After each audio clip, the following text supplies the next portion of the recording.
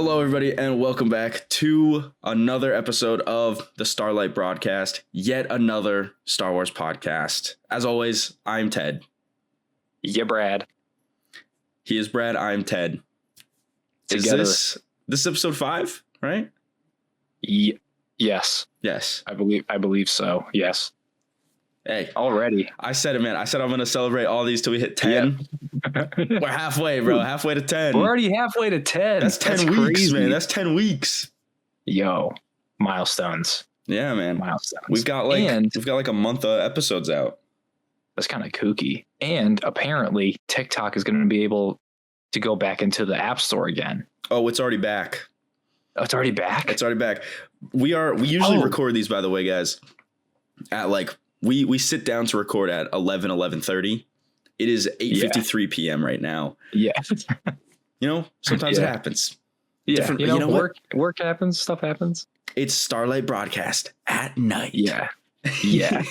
We're going to transmit across the galaxy no matter what. No matter what no matter what side the sun is on and the earth. I don't know if that's making sense. It makes sense to me. That's all that matters. Right. Okay. Whatever side the sun is on, there's going to be an episode, And also, we have the stars above us right now. Honestly, everything's just just kind of more fitting for the Starlight broadcast, Yes. Yeah, true. Yeah, exactly. Yeah. But yeah, so with that, maybe I could, because I deleted it in the 14-hour time period when it wasn't available, so I don't have it. But I can maybe make a TikTok account for the pod. That would be fire. Start doing that. Yeah, I didn't know that you deleted it until like a day or two ago, and I didn't think about it. I've been sending this guy TikToks for the past month. Like, Brad, you have like 2 hours of TikToks to go through just for me. My God. They're all Star Wars TikToks. Dude, thank you. Oh, I'm so excited now. Because every time a Star Wars TikTok popped up on my feed, I'm like, oh, Brad would like to see this. And I send it to you. And then we're talking and you're like, yo, man, responded. Since I deleted TikTok, I'm like, wait, what? And it suddenly clicked because then I clicked and I scrolled through. And I'm like, oh my God, there's a mountain and just no responses. I never once questioned it. Like I'm just watching all of them and just not saying anything to you. I have friends like that, so I just it wasn't. Yeah. But I try and respond as best I can when watching like TikTok. Even if I get bombarded with like a bunch, like if they're all Star Wars, like I'm down to watch them all, and then I'll respond to each individual one. That's how dedicated. That's like 4 hours right there. You know what? Always as the Force wills it. Of course. Anyways, if you clicked on this, you saw the title. If you were here last week and you listened to the whole thing, you heard the hint. I told Brad the quote unquote hint of him just saying Obi-Wan Kenobi. I thought that was when I was going through the voice lines to try and pick one. I thought that was so funny. And I was like, I just got to do it. That's pretty great. I did almost do the yes. I thought that one was good. Maybe next time. It's so good in a different way. I love sassy Obi-Wan, man. Or when he's just like, I love Attack of the Clones. Hey, yeah, that's what we're talking about. Obi-Wan Kenobi. Yeah. Oh yeah. Spoiler alert, we're talking about Obi-Wan today. We're saying this is Obi-Wan, a character. We want to have a name for this segment, like these special episodes that are reserved for just talking about a character. Yes. Are we calling it's gonna be? I don't know. We first started with like character corner, which I don't know, sounds kind of generic. Character convo, character cruiser, which I kind of like because it's like ship related and we're the beacon, the broadcast. Well, I don't know. Sometimes character cargo, maybe Kyber convo. We could do where it's like a specific conversation, but like all of our podcasts are about one specific thing. Yeah, but this was like character focused, so like something with that title. I don't know. If you have suggestions, let us know. Yeah. Yes. Hey. Let us know. Yeah. But yeah, this episode, whatever segment is it going to be called? Well, Ted, we were talking and we're like, what could we do to like divvy up like our episodes? And then we're thinking like just character specific episodes, which that would be kind of cool. Yeah, just because like Andor, it's February. Andor comes out in April. I'm really just waiting for Andor April, man. We're gonna review season 1 of Andor. We're gonna start talking about season 2. I'm so excited. So right now, in the nicest way possible, we're just trying to fill up time until we get to Andor. But yeah, I mean, you could say that. Talking about characters, really, because I mean, we're starting with Obi-Wan because, like, come on. It seemed kind of obvious a little bit. We could talk about like Anakin, Luke, R2, but like, dude, an R2 episode. I would love an R2 episode. I would love an episode actually talking about droids. That would be really fun. Just all about droids, like R2. Once you get into Rebels, we can talk about Chopper a bit more. This is not a spoiler for Rebels because it never comes up, but Chopper actually has, in the Star Wars universe, the highest confirmed kill count. I believe. I did watch it. I'm still a little bit into season 1 of Rebels, but Chopper was in Ahsoka. Yes. So I do remember, like, I do kind of like his personality and how he has the little hands and how he's kind of more expressive. This is my personal glup shitto. My favorite droid in all of Star Wars, and I will, I'll put a picture up on screen, just slap that right up there. No transitions, just a hard, it's up there now. It's Cheap from season 7 of Clone Wars. He was in less than one episode. I cannot remember. His name is CH-33P. Nickname Cheap. In season 7? And I am going to... Which arc? The final arc? No, the final arc. He's there. He's on the ship, and he helps Ahsoka and Rex. With the medical droid? Yeah, no, he's an astromech droid. Hang on. I'm about to send Brad a picture, and he'll finally see the light, guys, because this is... If I could have a reason, I would, but just like, look at this guy. He's a mix between Chopper and R2, and I fucking love it because he's got the one arm. Cool. Like, he's saluting. I just love him so much. Yeah. He's my favorite droid. He's my favorite astromech. Are we serious? I'm being 100% serious. I never really understood like people having weird niche favorite characters until Cheap. And I'm like, I fucking love this little guy so much. This is a Cheap episode now. Yeah. You know what I love? Yeah. Gong. Oh, dude. I went to Galaxy's Edge last summer and I saw one in person. Honest to God, I was shaking. I was take a picture so excited. Galaxy's Edge was such an interesting experience because I got to go at night. I really want to go. Dude, tell me. I'll go. We'll go together. It'll be a blast. We'll make a little vlog out of it for the channel. Oh yeah, and then we could do a in-person episode. Yo, that would be gas. Okay, honestly, we might be cooking right now. Okay, hold up. Hold up. This ready is fire. Dude, Cheap.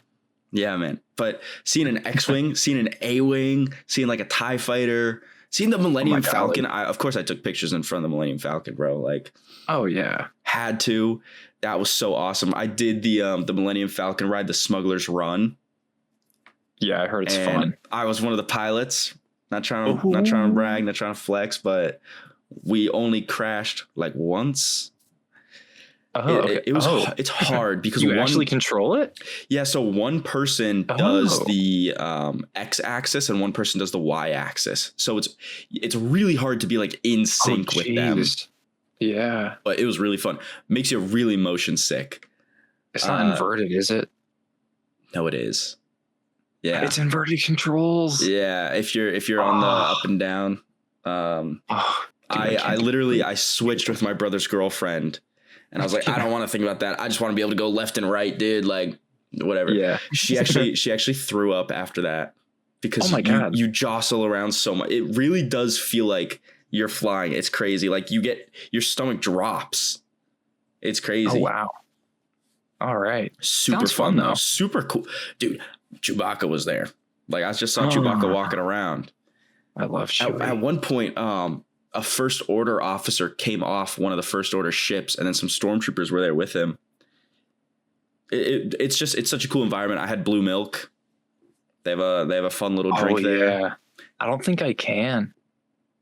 What do you mean? I think all of the milk is like coconut milk. It is. You can't have. Yeah, You're allergic? I'm allergic to coconuts. Yeah. No way. You know. Yeah. I wasn't the biggest fan, and it leaves personally a non-desirable aftertaste. Okay. Like that's the I've heard best there's way like to a say it. frozen, like kind of slushy version that's kind of better. That's what I tried. Oh, It wasn't bad. Like, don't get me wrong, it wasn't bad, but like, yeah. When you think about milk, you don't really want like a sweet coconutty thing, but it also was kind of heavy. But like, yeah, it was interesting. But yeah. Galaxy's Edge, man, fun time. I got a holocron there. Yeah. Yeah, I might. I want to go there. I want to build a lightsaber. I don't care if they're kind of jank. I want to build one. See, I wanted to build one, and then we both fell down the rabbit hole that is custom lightsaber websites. Yeah. And conventions. Oh, yeah. So I think if I went, I would want to build my own droid instead of building my own saber. Building a droid would be really cool. I mean, nothing could compare to, cheap. The GOAT. Cheap. But what about transitioning? Oh. Kind of a wonky way of transitioning. R4, which is Obi-Wan's. Okay. All right. I was like, transition. How are we going to transition from this to Obi-Wan? We're only like 14 minutes in. Yeah. It's less of a transition, more of a pivot, let's say. Yeah, maybe. Yeah. But yes, Obi-Wan Kenobi. What is there to say that has not been said about this guy? He's the GOAT. One of the GOATs. Really one of the is. GOATs of all time. It really is. I think the way we could do this, we could just free ball, but I think it would be fun to kind of go entry by entry, like from Padawan to death, and then beyond. Oh, interesting. Okay.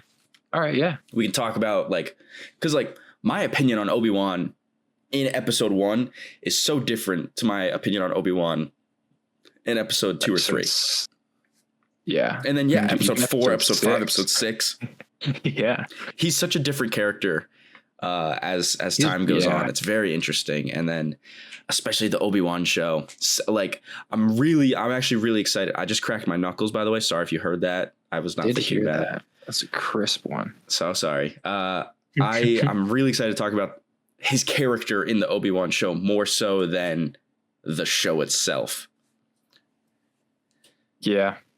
Yeah, I gotcha with that. But alas, all things must start at the beginning. Episode 1, The Phantom Menace. Chronologically this time. Yes, of course. Indubitably.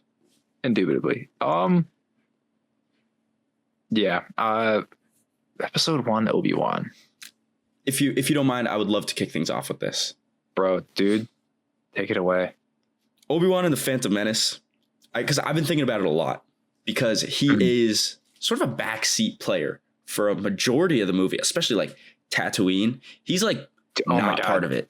He's barely in the second act. That's all Qui-Gon. He's there to show, I think, that this is not the Obi-Wan that we know.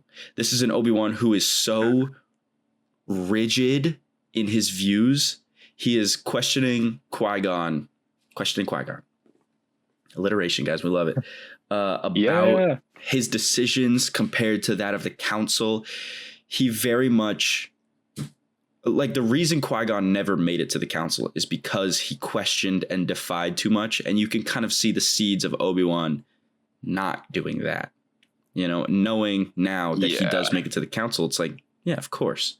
If Qui-Gon, I think, had stayed alive, you know, if Obi-Wan had been made knight and Qui-Gon took on Anakin, I don't think Obi-Wan would have either made it to the council or made it to the council under the circumstances he did. I think he would have been a bit more of a free thinker, independent kind of guy. But I do like him in The Phantom Menace. He is an interesting character because he is so different than what he becomes later. You know? It's the seeing the scene that sticks out to me the most is when he's trying to freak out Jar Jar in the forest on Naboo. He's like, they'll grind us up or something. I'm like, what is he saying, bro? I just like when he first sees Jar Jar, goes, "What's this?" I love sassy Obi-Wan in the prequels, man, and especially in the Clone Wars. Oh my god, I was just gonna say, dude's like a sass master in the Clone Wars, bro. It's so funny. James Arnold Taylor. Listen, Alec Guinness, Ewan McGregor. You gotta love them. They do a fantastic job at bringing this character to life. Yeah, we would not have Obi-Wan if we didn't have Sir Alec Guinness. Of course, yes, Sir Alec Guinness. I'm so sorry, but James Arnold Taylor, I hate to say it in some ways, has played Obi-Wan longer than both of them.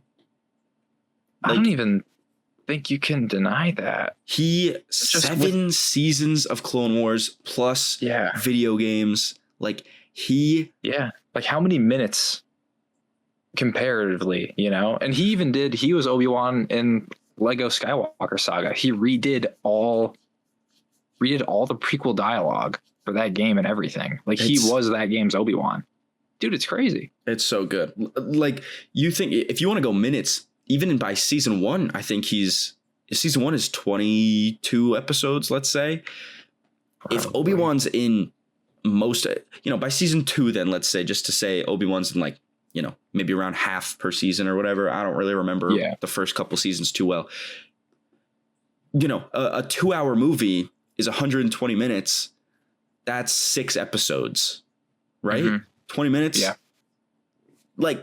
He has been Obi-Wan for so much longer.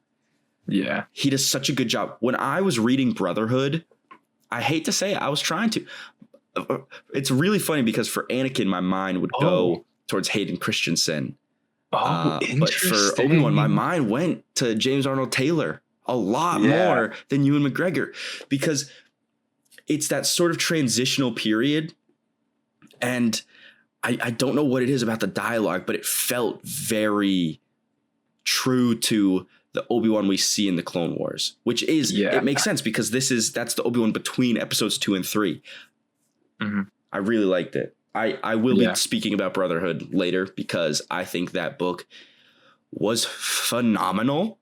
Yeah. Might be, in terms of Star Wars books, we've only really read The High Republic. Might be top 3 Star Wars books for me so far. Dang. Yeah, I loved it. Thank God we started reading Star Wars publishing at the time that we did, because it opened so many doors. And I have so many books that I want to read now. Oh my God, yeah. But that's a whole other thing. But Phantom Menace, Obi-Wan, I get what you're saying. It does kind of feel like at that time, Obi-Wan would be the kid in class to be like, wait, you didn't assign us any homework. Exactly. Right?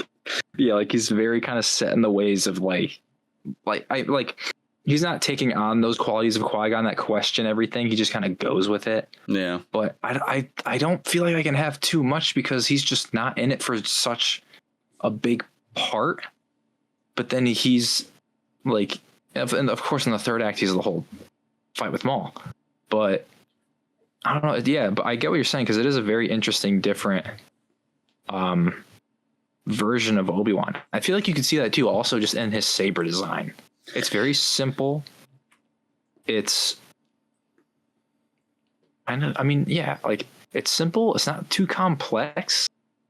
He doesn't fight with it really. His Phantom Menace saber? Yeah. I love that saber.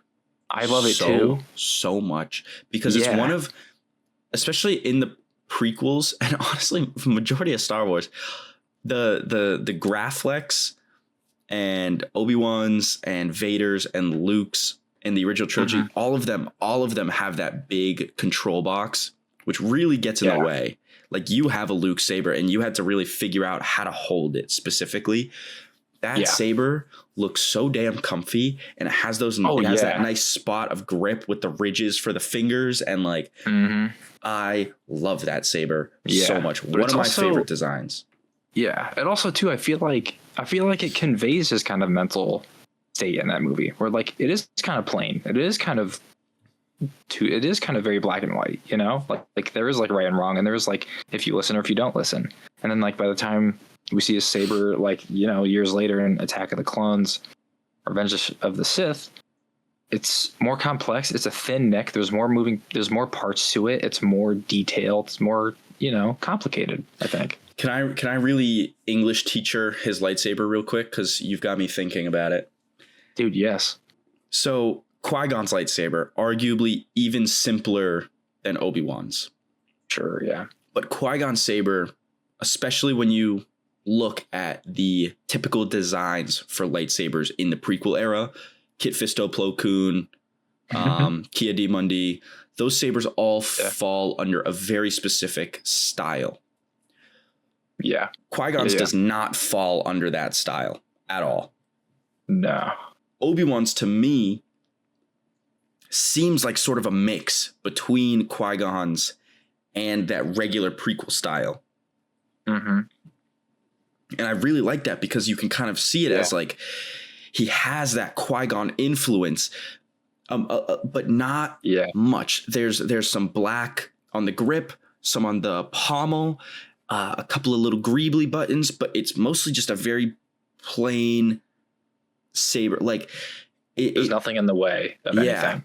Yeah. And I like the idea, you know, take it with a grain of salt, but I like the idea that his saber is sort of almost a background character saber, but that influence from Qui-Gon, that's, even though he is more rigid in his views of the Jedi and the Force and the will of the Council and listening to them, that influence kind of changes his saber and makes it stand out a little bit more. Yeah. No, yeah, for sure. Dude, I watched, I don't know. My God, I don't know if I texted you. I watched the behind the scenes Phantom Menace documentary. Yeah, the other day. And hallelujah. Yeah, I know I knew I watched it before when I was rewatching it. But dude, when Ewan was looking at whatever sabers he could choose from, Plo Koon's future saber was in that case that he chose from. Yeah. And a couple of other characters. No, isn't that, it's so interesting because there's Qui-Gon saber. If he picked Qui-Gon saber, they would have just had Obi-Wan and Qui-Gon have the same saber, which is really interesting to me. Whoa, yeah. Because before he picked out that saber, he was training with the Qui-Gon saber. But right, yeah, I think it's so interesting the style of the sabers. You know, they kept a very specific look, and then for these two, they went so different. And I wonder if they made did they give those extra sabers just to background characters because they're like nothing else to do with them, or do you think they were always like, okay, I don't know. It's so interesting. There's like a purpose for it. Yeah. Did they always? I don't know. Did they make these sabers and be like, oh, he's probably gonna pick this one. Probably gonna pick this one. I don't know. I mean, obviously Obi-Wan had to get the saber that he had in episode 4, but yeah, just seeing the first saber that he has in contrast to that one that becomes the one that he has forever, it's just a very interesting, different approach to it. Yeah. Do you prefer his thin neck to his Padawan and / episode 2? Very interesting. For episode 2, they just gave him straight up the same exact lightsaber. I don't know. Why do you prefer his episode 1 saber? Not at all. Okay, you prefer the thin neck. Yeah. I'd say I prefer. We're a thin neck squad here. Hey, if you're listening to this podcast and you don't like thin neck lightsabers, get out. Yeah. don't listen to this. Yeah. Don't leave, but like, just reconsider. Yeah, no, I think his thin neck saber, like, I think there's a reason why that one's as iconic as it is, and yeah, I just love all the accents on it. I love the grip in the middle of it. It's just such a clean lightsaber, and I feel like it better reflects his character than, like, I feel like it'd be kind of weird if Episode 3 Obi-Wan still had the Phantom Menace saber. It would feel a little bit like, like, wouldn't it be past this? Like, even though most Jedi like only at least try to have one saber, right? But if quarter angle. Yeah, but if it like gets broken or like whatever happens, like you need a new one. But yeah, like I'm trying to think how many Jedi we know that had multiple lightsabers. There's Obi-Wan, there's Anakin, there's Ahsoka. Yeah. Luke, technically. Wow, we literally said the same thing, like kind of out of order. That's funny. Because it's Anakin's, but like it's also, it's not his. Yeah, but, funny enough, this getting off topic a little bit. What? Me getting off topic in an episode? Really? No, I would not consider Anakin's saber to be Rey's until The Rise of Skywalker, when Leia keeps trying to give it to her and Rey finally refuses it. I think that's really it. Like, she only uses it out of necessity. Yeah. Like, every time she's done training or she's not doing anything, she gives the saber back to Leia in Episode 9. True, yeah. Like, she uses it in Episode 7, but it's for one scene. It's for one scene, and then in Episode 8, it's like she brings the saber to give to Luke. Yeah. But then he doesn't want it, so she just holds on to it. It's not until Episode 9 where she's repaired it. Yeah. And like Leia's like, take this. And she's like, I don't, like, I'm uncomfortable taking this, but okay. Like, and I'll be like, all right. I mean, I've actually never thought of it like that before. And that makes me a lot more receptive to that. A little bit better. Yeah. I also just like the idea of Rey getting her own saber. Like, I know. She should have had it the entire movie. Let's we can't go down there. We can't do that just yet. It's a future episode. Yep. Duel of the Fates, man. Speaking of Duel of the Fates, one of the best lightsaber fights in all of Star Wars, because it shows in a wordless way, it shows the ferocity of the Sith and the focus of the Jedi. Ray Park, bro. Ray fucking Park. The man that he is, bro, like oh my God, bro. I love him. I love him so much. Did you notice in the behind the scenes when it's Ewan and Ray Park, Ewan McGregor, guys, I'm not on a first name basis with them. I'm so sorry. They're practicing. Ray Park has a black eye because for the prequel trilogy, guys, they would practice with like metal poles, like aluminum poles. Like just on the hilt. And I actually saw a bit from an interview with Ewan McGregor just the other day, actually, saying that he loves the technology of the lightsabers they use in the Obi-Wan show, how it was able to really cast that light, because lightsabers are supposed to have light.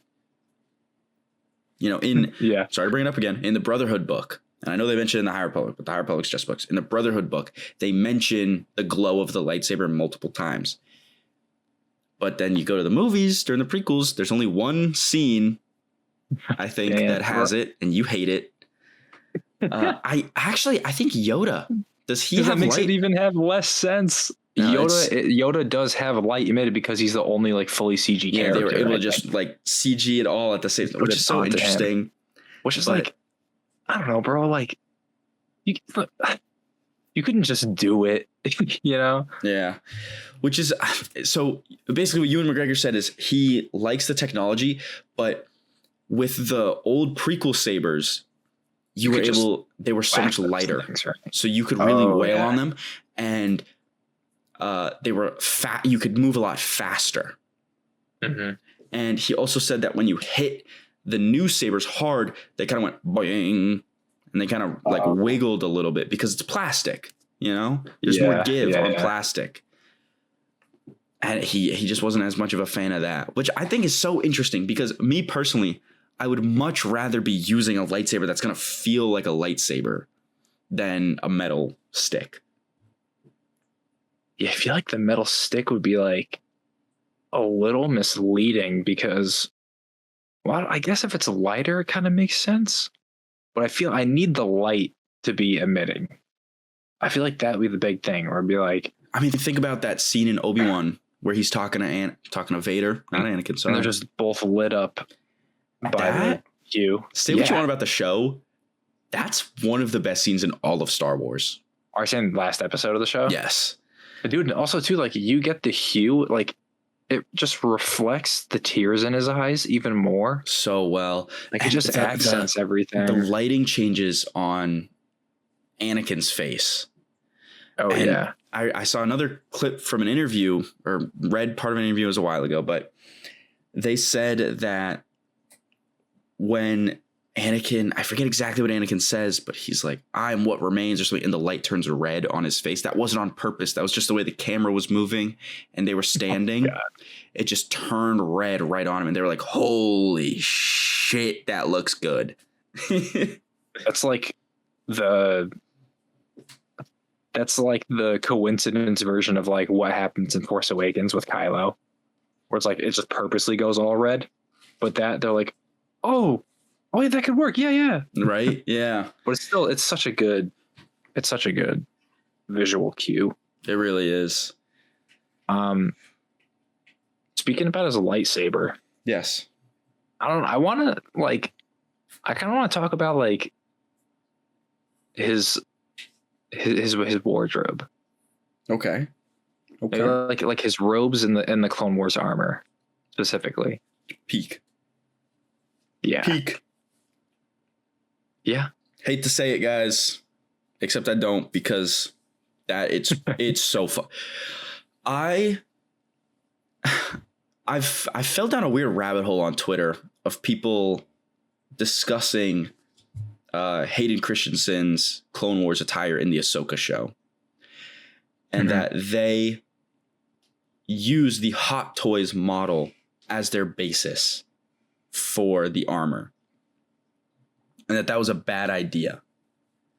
And I don't know how I feel about that exactly. I think it's interesting they went for leather for the armor padding in the Ahsoka show.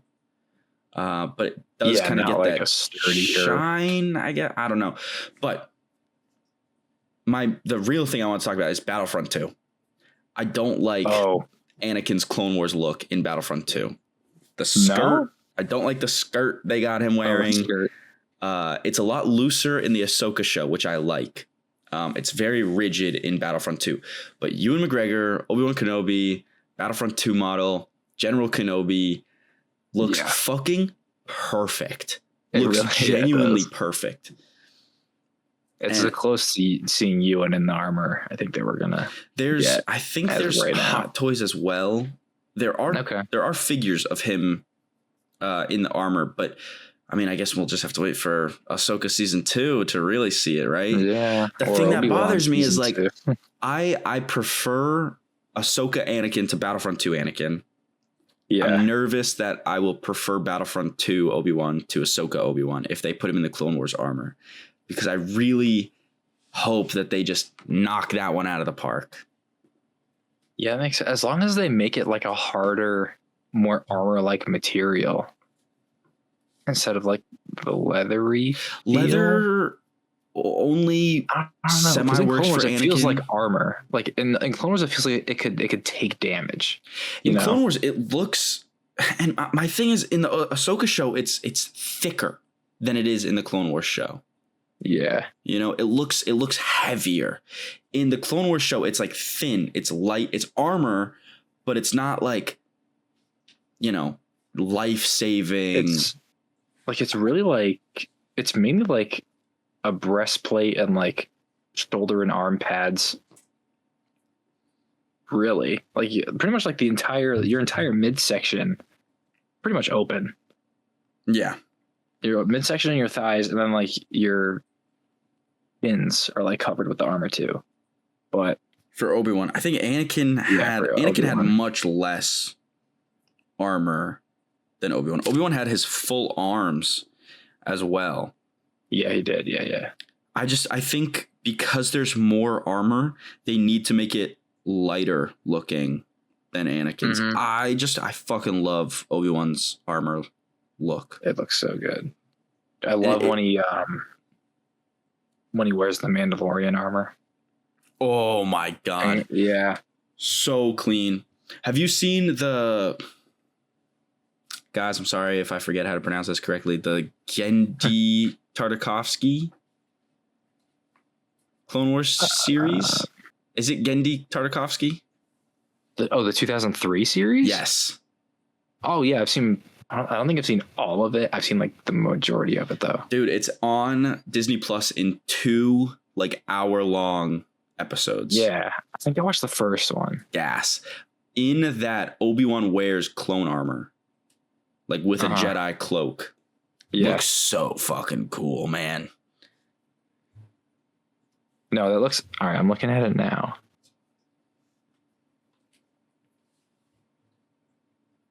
Yeah, I mean... Bro, load. It looks good.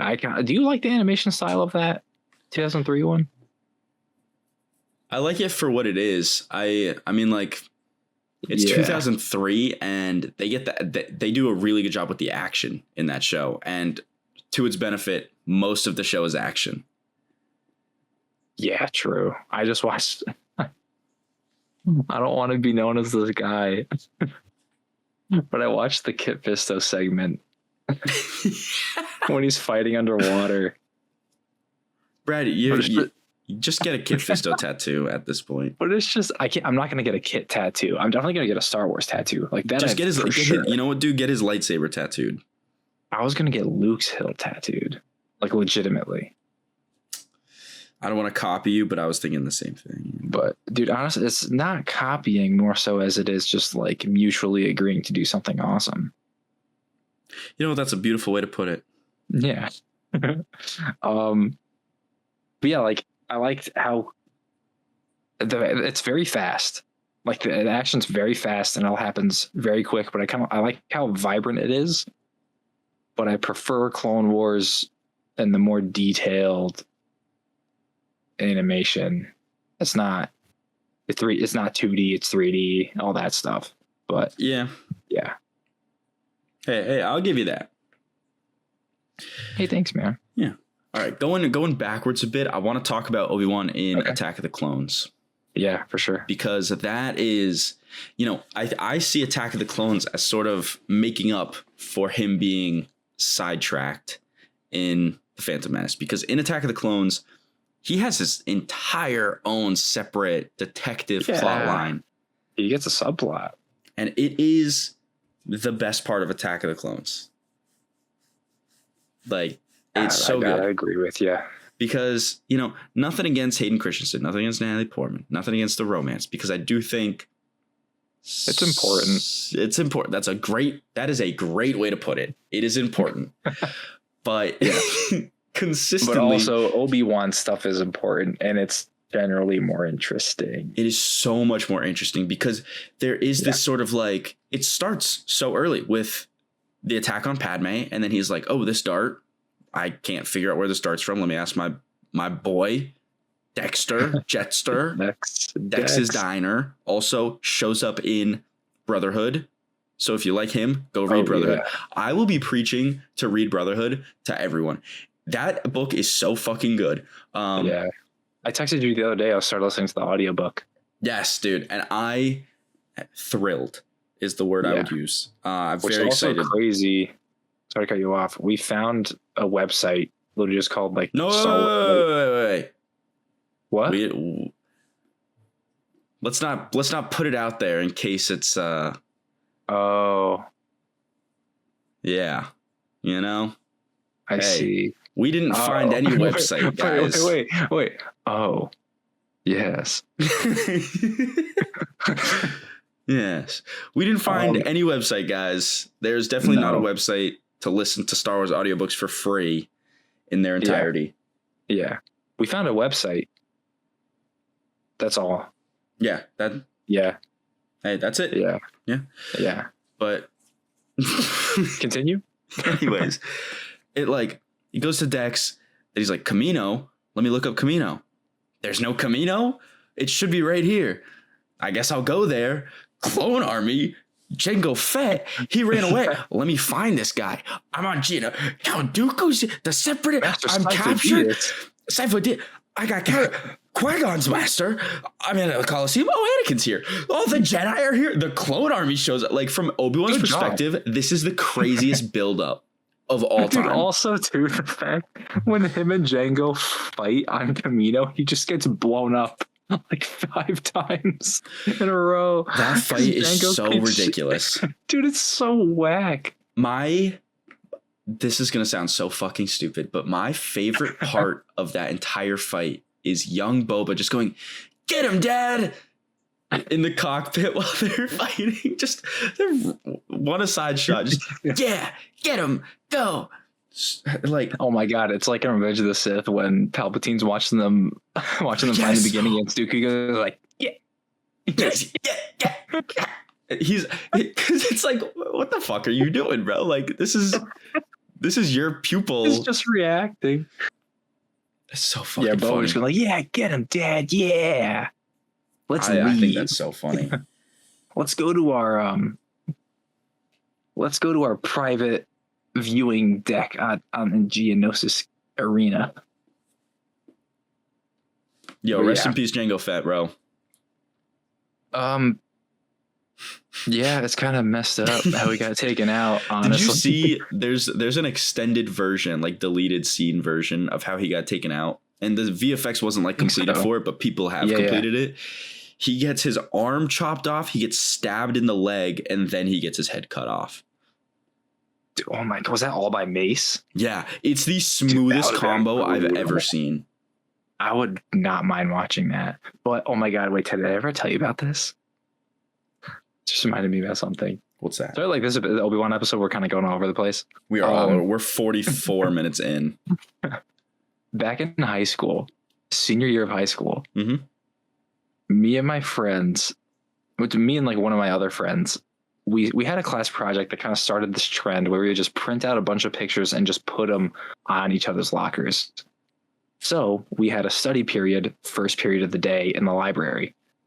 We started this trend of printing out Star Wars scenes frame by frame and putting them scaling the entire locker. We got over 5 people's lockers, just like with scenes, just like there. We did, 2 of our teachers asked.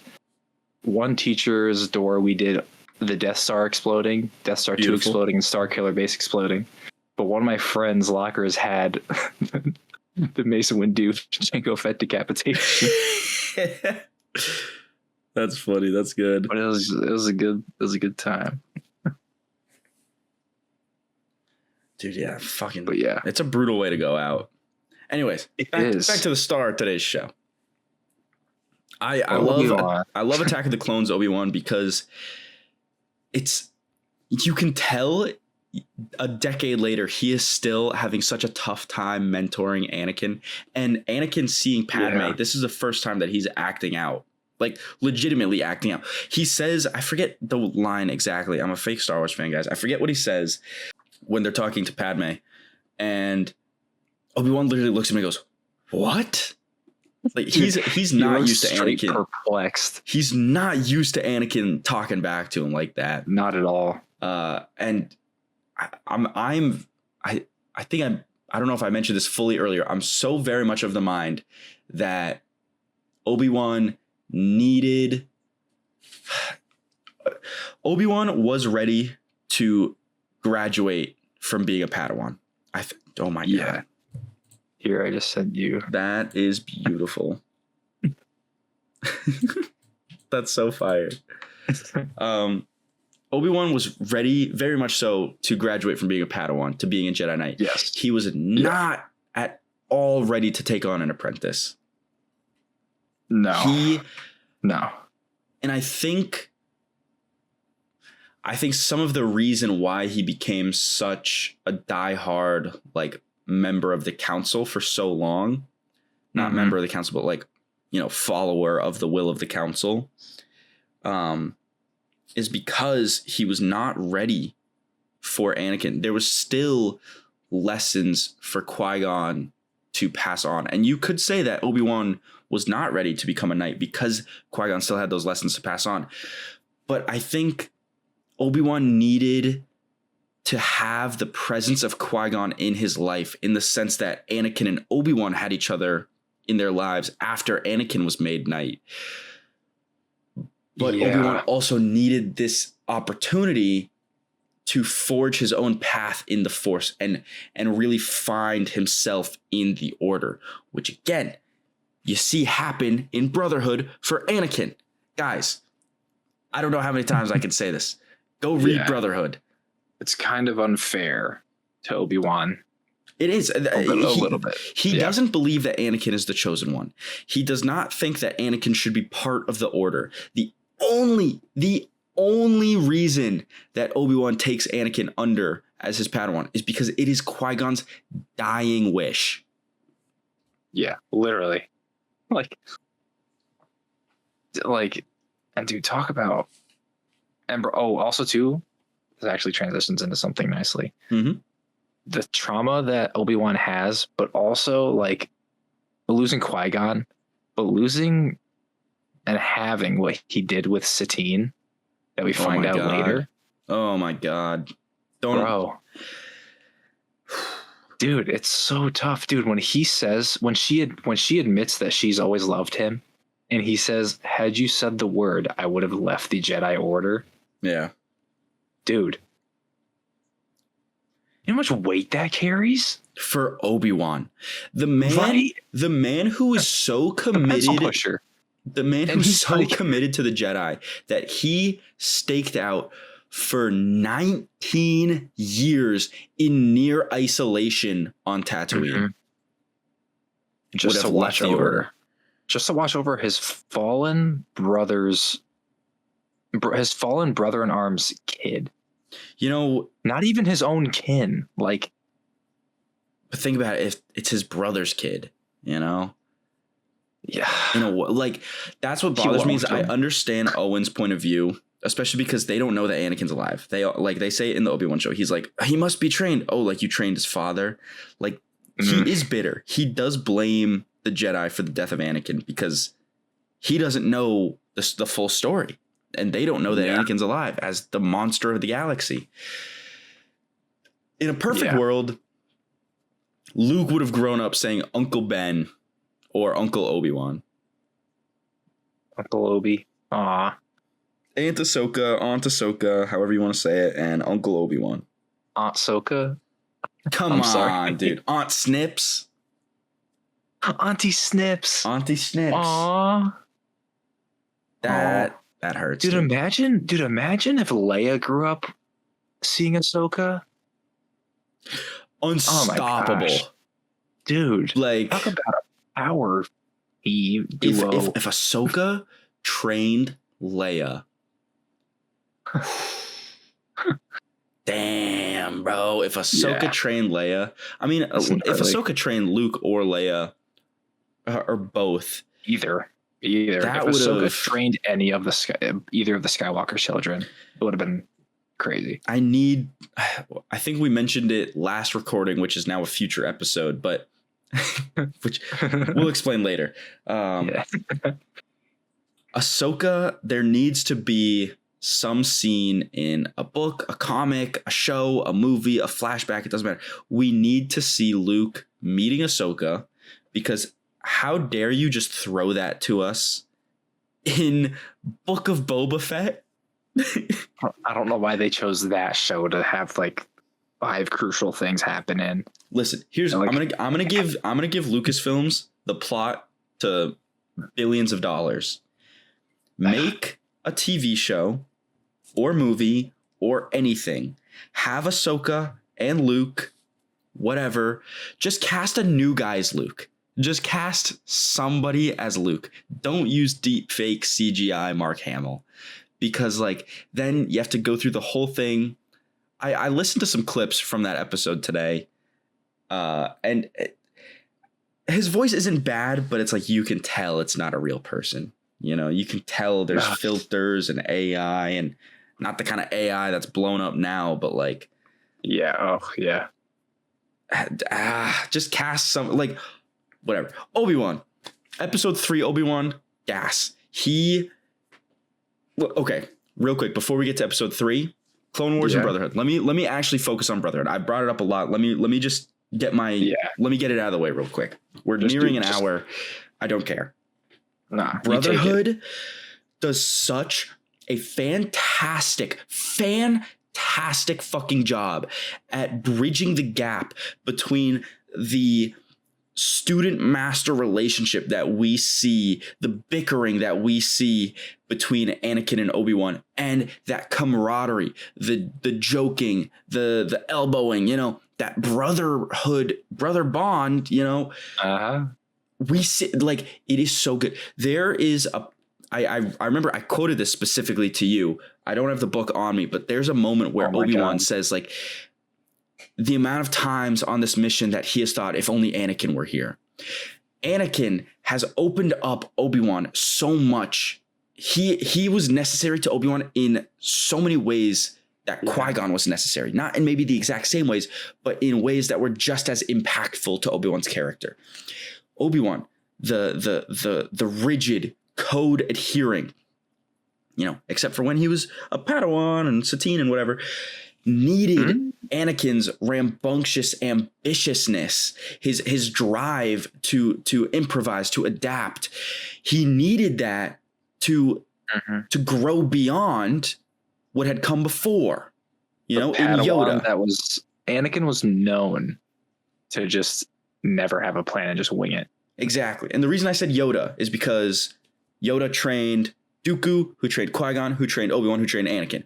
I'm going all the way up the ladder because like what Yoda said, they are what we grow beyond. We are what they grow beyond. We are what they grow beyond. I knew I was getting that wrong. The burden of all masters. Like, he needed Anakin so much, and it literally, in the book they spell it out. It wasn't until he didn't have Anakin in his life on missions did he realize how important he was to him. And they talk about it, that bond of Qui-Gon, you know, for however long or short, Qui-Gon was that father figure for both of them. And that's where the brotherhood really comes from. Obi-Wan was going about their dynamic all wrong. And like, fuck, dude, it's so good. And there's constant mentions of Obi-Wan being so genuinely surprised at Anakin's maturity and the fact that he's not pouting and complaining, or the fact that Obi-Wan will tell him to do something, but he's not telling him to do it as a master. He's telling him to do it as an equal. And Anakin does not pout and be like, but master, he's like, okay, let's do this though too. And Obi-Wan's like, oh my God, wait. Is he maturing in front of my eyes? Like, what the hell is going on? That makes it so much more sad. My biggest thing with Brotherhood, though, is how obvious, how plain as day, crystal clear it is to Obi-Wan from like less than a year after Geonosis. So less than a year after Anakin and Padme got married, how obvious it is to Obi-Wan that there is something going on between the two of them. Oh, yeah. And he is so afraid to bring this up to Anakin because he is of the belief that if Anakin wants to talk about it, he'll bring it up to him. He never once pushed to talk to Anakin about Tatooine. It's only barely in the book that Anakin starts to bring it up to Obi-Wan. And they mentioned, like, he never felt comfortable bringing it up. He wanted Anakin to be comfortable to bring it up to him. It's the same kind of line of thinking I feel like he has with Padme. But if he had just let Anakin know at that period of time, a very fragile Anakin had lost his mother. He had gained a wife. The galaxy has been plunged into war. They are no longer a master and apprentice. Their whole dynamic has shifted. If he let Anakin know that, hey, I know about this, I'm here for you. Dude. In one way or another. Do I approve of this? Not exactly, maybe, but I'm here for you. I care for you both. That would have changed so much. Because again, think about Revenge of the Sith. Padme's like, should we tell Obi-Wan? He's like, no, we are not telling Obi-Wan. He would not get it. He would not understand. Yeah. And but he would. He would have had the capacity to listen. You know? Dude, even if Obi-Wan, even if he said something is like whatever happened, like say Anakin sees Padme like walking away and Obi-Wan notices the way he looks at her, and it's like after they're married or whatever. Mm-hmm. And even if Obi-Wan said like, I know what you're feeling and I felt it before. Right? Like, please, you need to go through Brotherhood because I'm gonna go through it more, but like almost exactly that happens. Oh, hey. It's ridiculous. He's actually terrified of letting Anakin know about Satine because he doesn't want Anakin to see him as a hypocrite if he tries to tell him the dangers of this sort of attachment. Oh my God, dude. But then again, like, so sad. It's just like reading Brotherhood, there are so many opportunities for things to go just even a degree different, which would have prevented so much. But Obi-Wan just cannot do it. You think if Obi-Wan opened up to him, do you think Palpatine's teachings would have resonated as much with Anakin? Or do you think Anakin would have had such a strong belief with Obi-Wan at his side? Like literally like his brother, his mentor equal. And Padme. In Brotherhood. Holy God, am I really? There are chapters from Anakin's point of view that are just him talking to Palpatine. Right, you did tell me that. Yeah. Anakin consistently sees Palpatine as his closest friend. Oh, that sucks, dude. He sees... There are times where he sees it as Padme, Palpatine, the Republic, and the Jedi. Those are his priorities. Palpatine has got his hook so deep into Anakin. Anakin can tell Palpatine anything, and he can see it as Palpatine reassuring him and just saying what Anakin needs to hear. But Palpatine is saying what Anakin wanted to hear. He'd been saying it for years. Mm-hmm. For a decade. I want to say yes, that Anakin would have had more resistance to Palpatine if Obi-Wan was more open with him. But I just don't think so. I really don't think so. Yeah. He was just so far gone. Yeah. Under Palpatine's disguise of this caring, wise mentor friend. Like literally there's a conversation where he's like, talk to me not as a Jedi and a Chancellor, talk to me as friends. Like drop the formality, talk to me. And so Anakin pours his heart out, tells Palpatine about the Sand People, about Tatooine, which he can't even bring himself to do with Obi-Wan. Crazy. It's insane, dude. That's insane. Like Brotherhood, I literally cannot. I would like the first chapter is not from Anakin or Obi-Wan's point of view, like the prologue, the first chapter, whatever. And that stopped me. This was before I was really into Star Wars reading, before I was really into reading again. I was like, it's not Anakin or Obi-Wan, whatever. Nah, dude, this book, every character so important, the what they add, but this book does so much for their characters. Like it fundamentally changed how I see Obi-Wan. I will not lie. Like I thought that I liked Obi-Wan, but oh my God, dude. That book does such a fantastic job of painting that relationship between them. And it segues perfectly into Clone Wars. Like their relationship in Clone Wars, dude, is so strong. Is so strong. Off the charts. Dude. They are, because this is Anakin, Jedi Knight. hero of the Republic. This is Obi-Wan Kenobi, Jedi Master.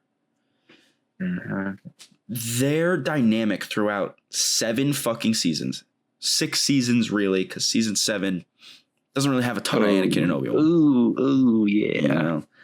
But like, there's honestly almost too much to talk about because it's just like every single arc with them. You know, you want to think about the episode from like season 1 or 2 where they meet Hondo and they get kidnapped or whatever, and then they have to work with Dooku. Yeah. Like the way these guys are able to riff off of each other in these life or death situations, because the confidence that they both have, not only in themselves, but in each other, that together they can get out of anything. They can do anything.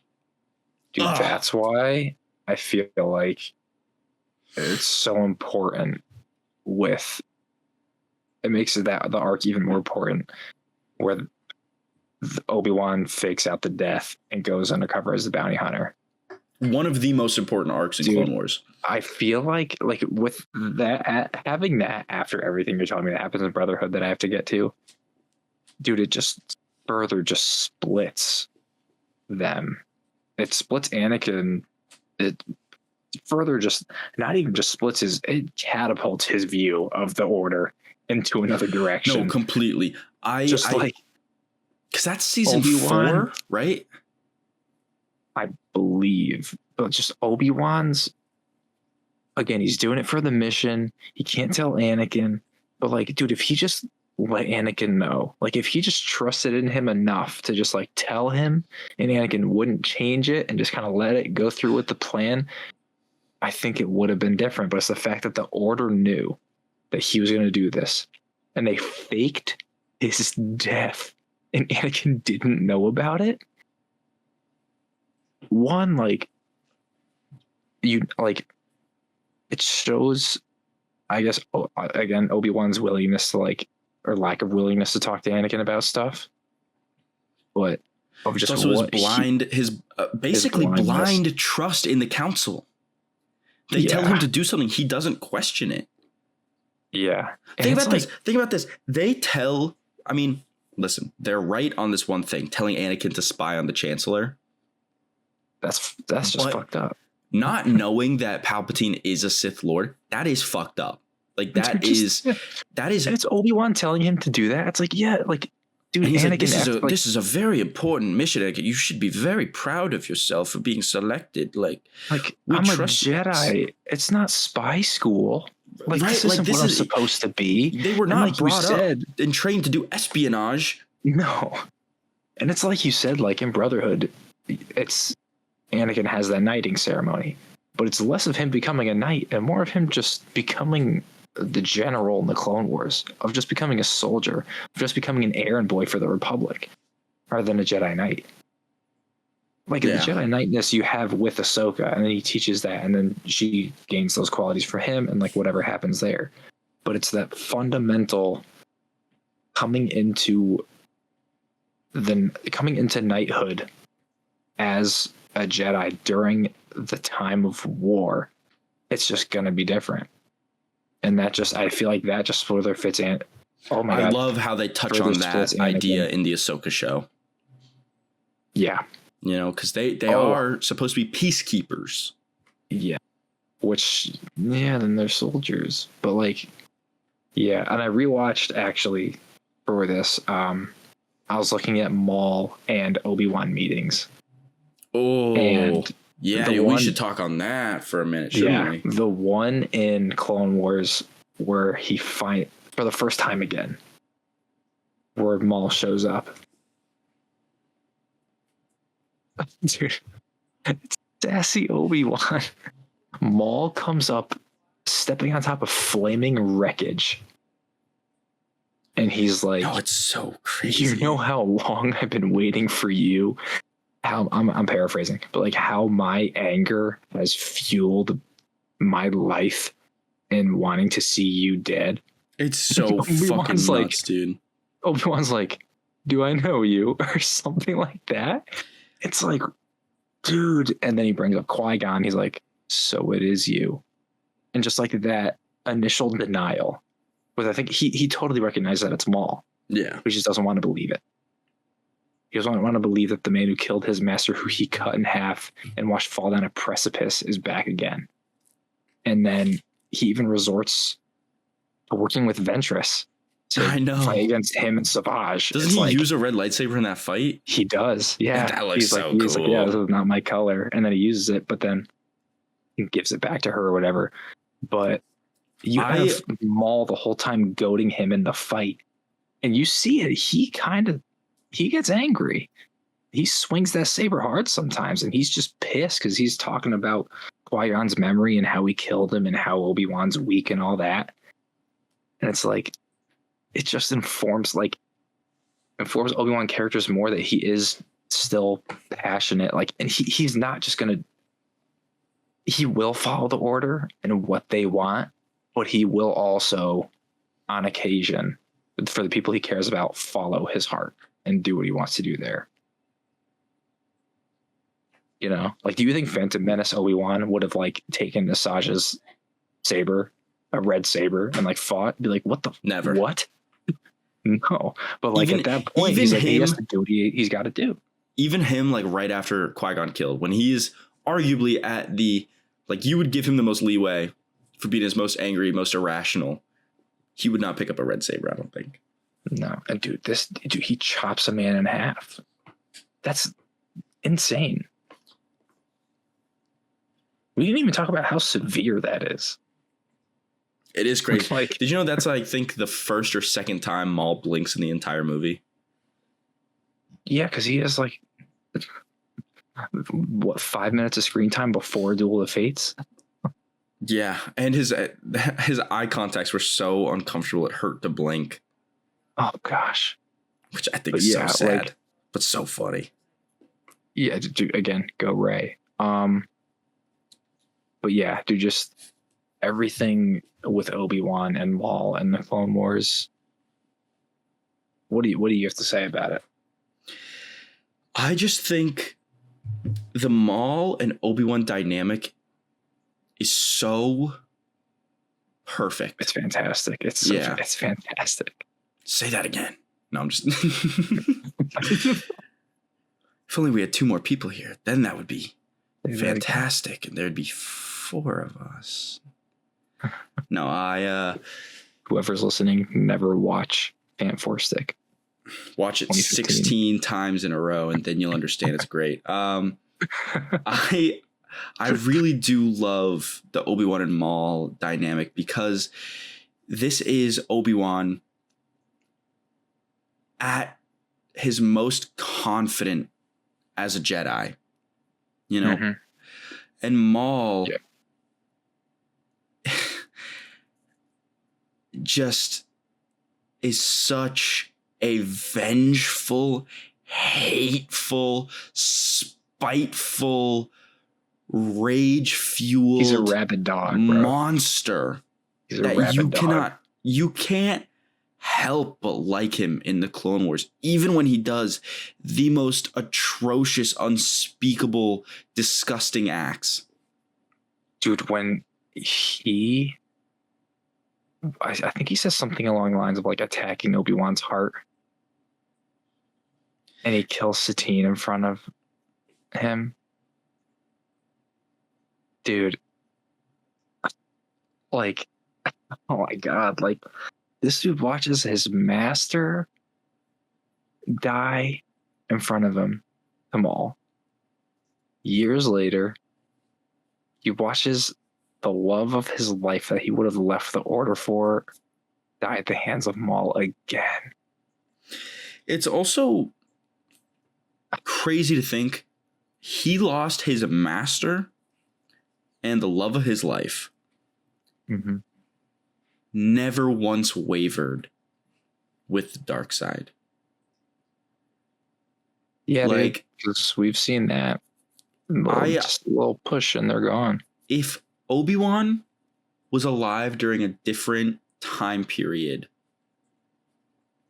and again, no, not even a different time period. If Obi-Wan had more time with Qui-Gon, and I know that they had time. Yeah, I agree.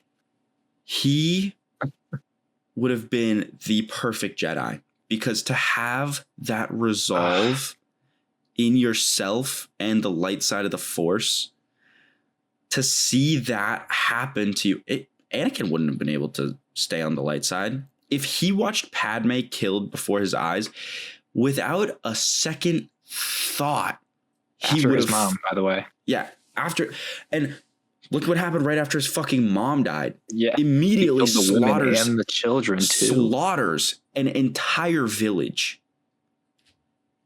Not just the men. Like, if it was the men, it could be like, oh, maybe those were the guys that kidnapped Shmi. No, nope. Complete innocence. He murdered innocent beings out of nothing but anger. And Obi-Wan didn't. Obi-Wan never sunk that low. Twice. Obi-Wan never sunk that low. Dude. It's like, it's also too, like, High Republic. Connections and bonds are okay. You know, like, love isn't. But you're going to care for who you're with. You know, you're going to care about your Padawan. You're going to care about your master. And those connections are inevitable. It's so interesting to see the way that the Jedi handles connections between people in the High Republic versus the prequel era. Yeah.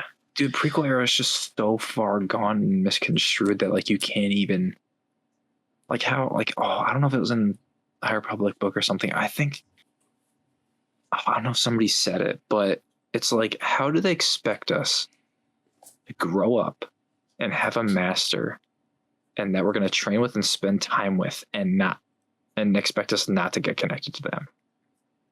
Like, we're gonna, like, you're telling us that we need to form a bond with somebody that's going to teach us the way of the Force and the Jedi.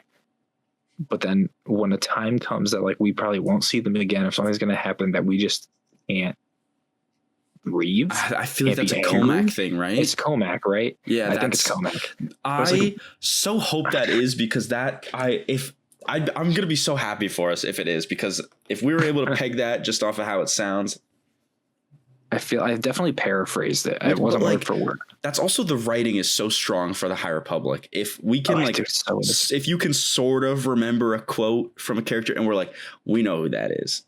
Mm-hmm. But like, if Obi-Wan and Anakin were in the High Republic, I think it would have been very different.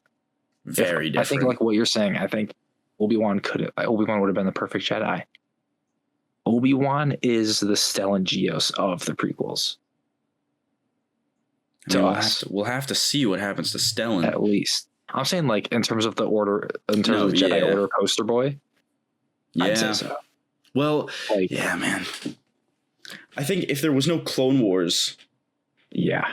And I know it's inevitable, like, that it happened, but Anakin was, like, very well known throughout the galaxy because of the Clone Wars, because of his bravery on the battlefield. But if there wasn't, I do think Obi-Wan would have been more well known. Possibly, because he was on the council at that time too. I don't think Anakin. I don't know what kind of Jedi Anakin would have been without a war. Dude, I don't know. Because he's so driven. He always rushed to the battlefield. Yeah. Like, what happens to the Jedi when the galaxy isn't in conflict? When there isn't something to do. At the beginning of the High Republic, the Jedi are free to. They have marshals of planets. They have people who literally go and live on a planet, on an outpost, and just are like the sheriffs of that world. You have Jedi who are scholars, who are historians, archivists. Yeah. You have Jedi who do so much more. They are able to freely and are encouraged to explore their relationship with the Force and the galaxy. Like Wayseekers, man. Yeah, yeah. And like in prequel era, it's like they don't even have time to like meditate. Like barely. Like Clone Wars? Yeah. Like it's just, dude. Obi-Wan, bro, and everything too that you're just saying with between brotherhood and everything like that. Like, and just when you hear everything stacking on top of each other, like I bet if you watched Phantom Menace, Attack of the Clones, Clone Wars, Episode 3, Rebels, like if you watched Obi-Wan's entire saga, how hard some of these lines would hit. Like when and Brotherhood too, like throw that in there. Just even after that, when you hear Obi-Wan yell, "I loved you" to him on Mustafar, like even not having some of that stuff in there, it still rips your heart out. But then having all that extra just time together. It's so stupid, but what kills me the most about what he says on Mustafar is that it's all in the past tense already. Yeah. You know, he's seen the atrocities that Anakin has done. And even after seeing those, he's like, I can't kill him. Like, send me after Palpatine. I can't do it. I won't. But he has to. And seeing Anakin, I think Anakin stopped being his brother the second he said, I will do what I must. Again, there's that duty following. It's crazy, man. It's insane. And it's then we haven't even touched upon what Alec Guinness did. We're in raw recording right now. We are 1 hour, 18 minutes, and 30 seconds. Okay. All right. This is probably gonna be our second longest episode if we're not careful. If we're not careful, it could be our longest. If we are careful, it'll be our second longest. I don't think it'll be the longest. Our longest was like an hour 40 something. Yeah, that was the Skywalker. We have another 20 minutes then before this becomes our longest. Yeah, like dude, Alec Guinness. There's just so much to talk about. The way that he portrays the worn out, just tired, but still hopeful Jedi. Like, I don't even know what I'm trying to say right now. It's just the way that he starts it all off with just talking to Luke, and then he's like, "Yeah," he's like, "Do you know an Obi-Wan Kenobi?" He's like, "Yeah, it's me." Yeah. Like, of course I know him. He's me. Yeah. Brad, I have a great way to describe what I think you're trying to say about Alec Guinness's Obi-Wan. Oscar nominated, guys. Yes, true. Yeah, as we said. Oscar nominated. Like especially because you got to think, before that movie, there was no Star Wars. And obviously the Force is better explained, I feel like, in Empire Strikes Back. We talked about that in the ranking episode. Yep. But, you know, the Force is what gives a Jedi his powers. It binds us. It penetrates us. That's not bad. Like, he Dude, does even that I like more than midichlorians. Just Obi-Wan with one sentence of it in A New Hope.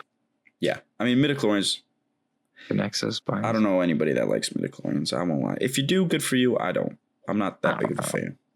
Granted, there is something interesting with midichlorians in a certain property that I kind of didn't hate, but still, I think they just could have changed the wording and it would have been fine.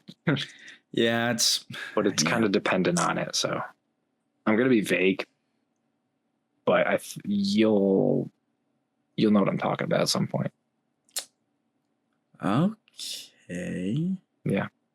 Okay. Not what I was expecting to hear, but all right.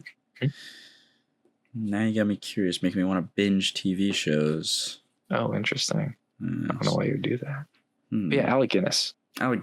He plays a good mentor, Obi-Wan. The thing is, though, is he does not have nearly as much screen time throughout the movies as... no, that's for sure. Yeah. He's definitely the wise old teacher in that. I like... oh my God, it's fucking Obi-Wan again. One thing that I like, it's almost a retcon, but I don't know if you could really classify it as one, is that he is sort of desperate for Luke to beat Vader. You know, like he tells, like, obviously he's not going to tell Luke, oh yeah, your dad, we were brothers, and then I left him for dead on Mustafar. He killed your father. You know, he killed a bunch of children. We fought. I cut like most of his limbs off, and then he tried to burn me alive, and then I got away, and then we fought again, and I beat him again, and haven't seen him in almost After a decade. He put me in fire, because, you know, it's like, you know, it's poetry, it rhymes. Yes, of course. But like, I like the idea that he is like, I need Luke to do it because I can't do it. You know, he went into that fight with Darth Vader knowing he's not going to kill him. Yeah. Even in, is it Return of the Jedi, where Luke is like, you told me Anakin killed my dad. Or Darth Vader killed my dad. Darth Vader killed my dad. Fucking duh. And he's like, well, from a certain point of view. And Luke's like, what? I feel like people tend to forget that Luke is like a certain point of view. What the fuck are you saying, Obi-Wan? Come on, man. That's such a whack way to describe it. It's like, that's still my dad.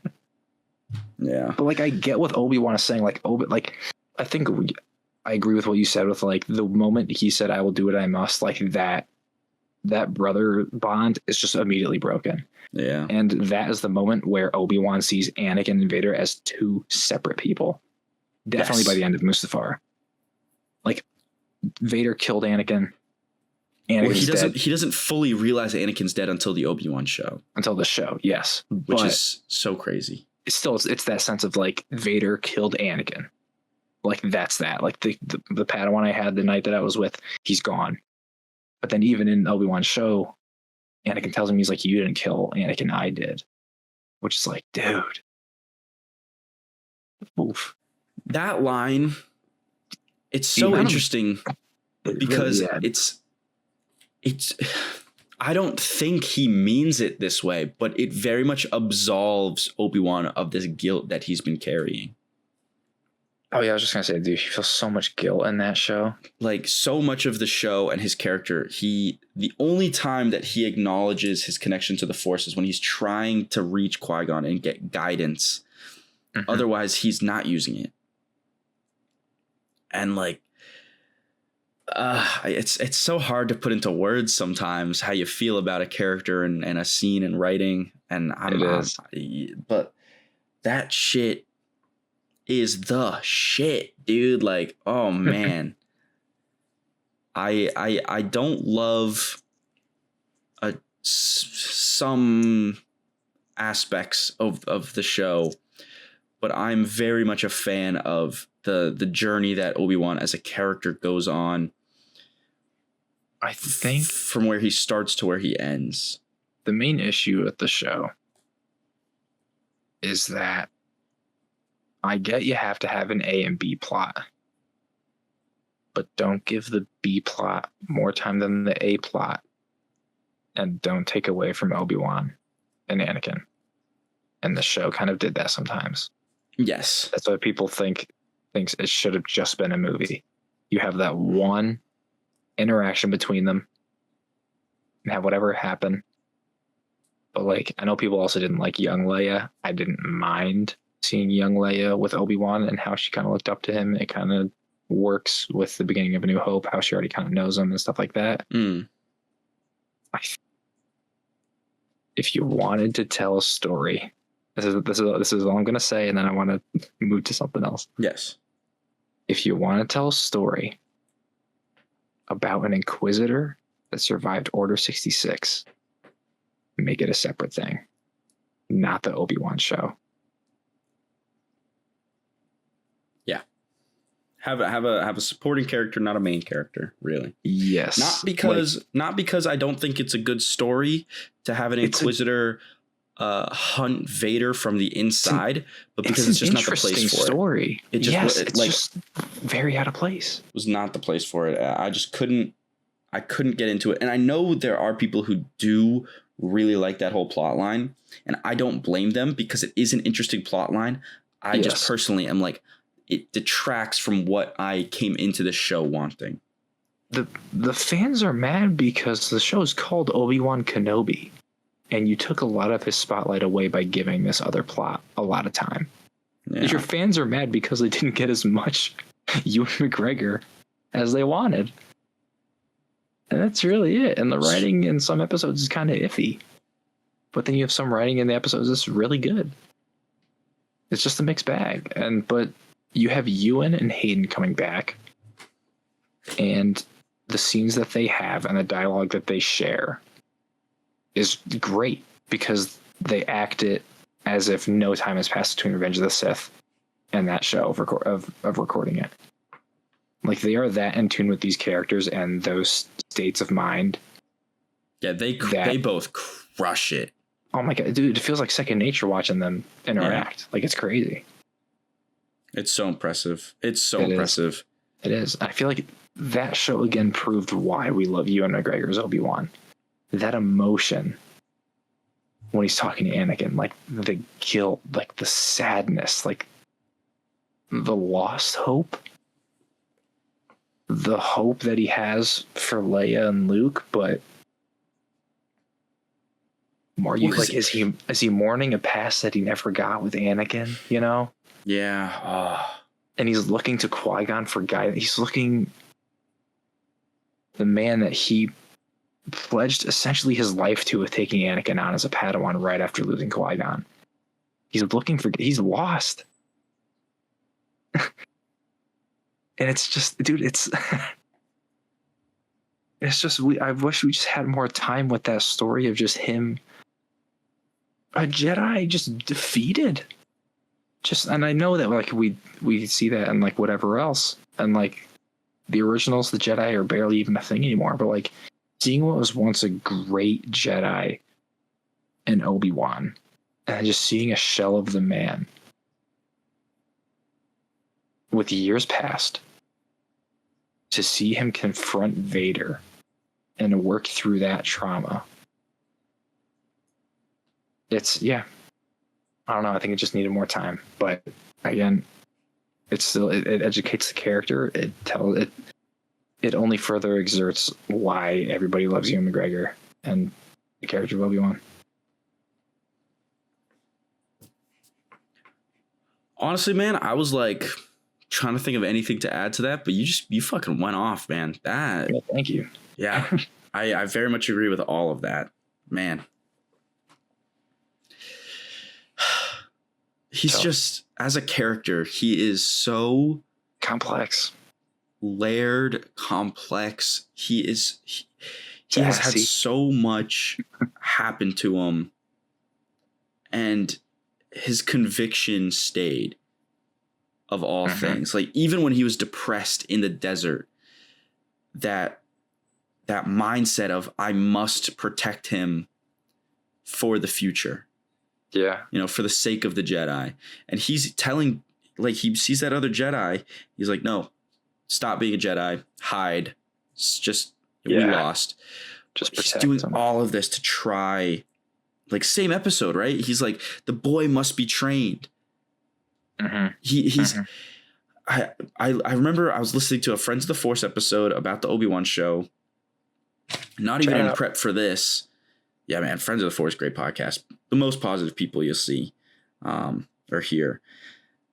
And they talk about how Obi-Wan is like one of the most compassionate characters in the entire series and is constantly looking for people to care about.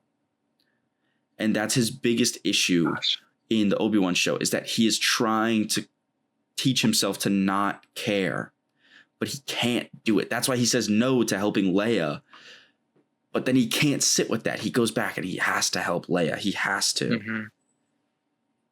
Dude, oh my God, dude, when he tells Anakin, like, you think of everything he says to him on Mustafar, like right before they leave and they don't see each other.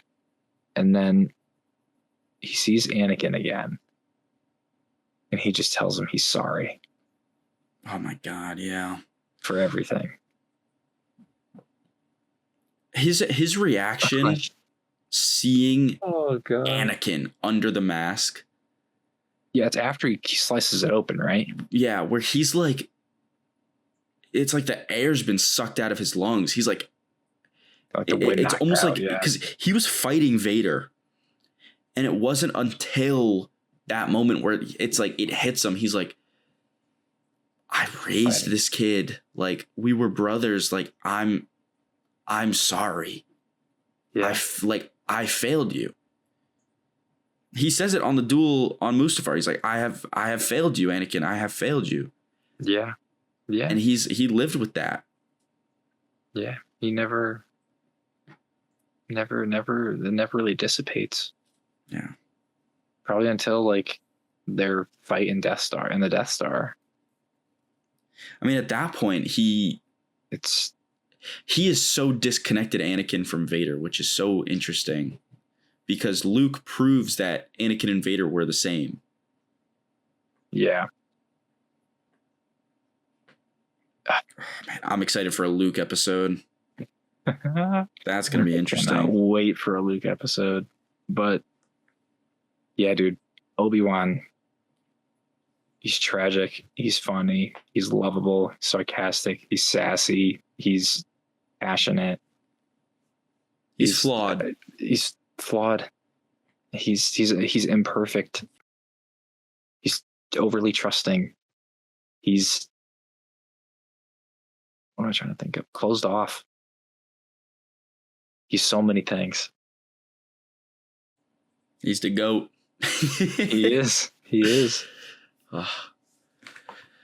Oh man, Brad, we're over an hour and a half into this. You know, Ted, do you have anything else to say? I'm really trying to think. I just think Star Wars is a franchise about tragedy. And there's not a single character in Star Wars that has not had to deal with some sort of tragedy. But seeing the way that it affects each character is part of the biggest draw to the franchise in ways more so than the lightsabers and the ships and the battles. Mm-hmm. To see these characters grow and evolve and become stronger or weaker because of the things they suffer through and the trials they have to face is you know, there's no words for it, really. Yeah. It's life. And we're seeing these characters live their lives, and we're seeing their personalities show, and we're living these lives with them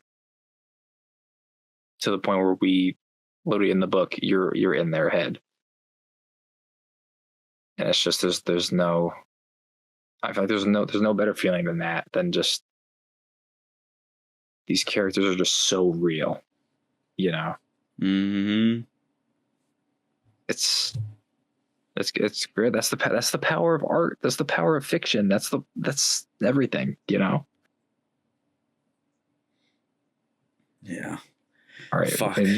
In your silence, I got a quote from him. Okay. Well, I have "The Force is with you always," which is classic, but I have this one. I think he says it to Maul. He says, "You can kill me, but you will never destroy me. It takes strength to resist the dark side. Only the weak embrace it." I think that shows how strong he is. You can kill me, but you will never destroy me. He essentially says the same thing to Vader on the Death Star. Yeah. He is so assured in the Force and his purpose.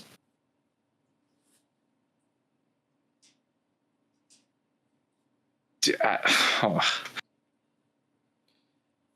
think we're speechless. I think. Yeah, man. He is such a strong character. And all we've gotten is more time to spend with him. Just the books, the shows, in between the movies. Anything. I'm like of the mind that like, do I think we need to see more flashbacks in Ahsoka season 2? No. But to get the chance to see these characters again, yes. If we saw Ewan and Hayden interacting in live action with young Ahsoka, That would just be insane. Yeah. There's it would be. That would just be insane. Like, I don't know what they would talk about. I don't know what the flashback is. It would be fan service. But again, we're fans. Service us. Oh yeah. Oh, just at least do it with yeah. taste. But oh yeah. Just don't do it the way the Rise of Skywalker did. Yeah. But yeah, that'd be kind of crazy. Do we need more Obi-Wan? I don't know. I don't think so. I don't think so. Realistically, I wouldn't. More Obi-Wan? Yes, kind of. Well, in the sense that, like, I'm not sure what else could be added to his story at this point. Yeah, seems pretty complete. If you do a book or a comic or something set pre Obi-Wan show, you're just gonna get him on Tatooine before this character arc of him afraid to really do anything. If you get him after, as far as I know, he just comes back to Tatooine with more drive, with more optimism in the future. Yeah. If anything, you have like, you have the Master and Apprentice book with him and Qui-Gon. Yes, excited to read that. Yeah, I'm looking forward to that. But I guess like maybe like if we would want to see him as a youngling. But maybe. I don't really think that's necessary. Yeah. All right. I think yeah. I think that's about all I came into this, my brain was overflowing with things to talk about, and I think I've done what I can. I think I said all I wanted to. I think it says a lot that we're both kind of like speechless after that. Yeah, man, he's such a great character. He really is. Yeah, well, Ted, do you have anything else? No, I really don't. It's such a weird vibe for the end of this. It's sort of low energy, but I'm okay with that. It's also 10:30, so like. Yeah, but I feel like it's also in the sense of like we're this blown away by the character. Like we're this passionate about the character that, you know, we talked exhaustively about him, that all the emotions that we felt and everything and how impactful he is, that like, you know, maybe it's okay to like end an episode all kind of somber, you know? Yeah. We love Obi-Wan Kenobi. I'm going to say it one more time. Obi-Wan's the GOAT. Yeah. There's even a club in Indiana Jones and the Temple of Doom that's called the Club Obi-Wan. Oh, hey. And there's your Spielberg with Star Wars, I guess. This would be the only Spielberg we ever get with Star Wars. Which, oh, dude, imagine if Spielberg directed Return of the Jedi. Anyway, with that being said, Ted, where can they find us? Yes, if you're listening on YouTube or Spotify, you know where to find us there. Yeah, but you could also find us on Twitter or X, whatever you want to call it, at Starlight_cast. And maybe a soon impending TikTok, which will have a similar name for sure. Possibly, yes. Maybe just Starlight Cast or something. We'll put it out there when it's there. Yeah, we'll work it out. Yeah.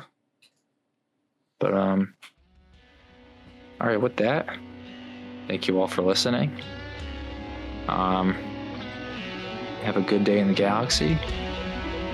Enjoy the blue milk. See you guys all next time. Transmission out.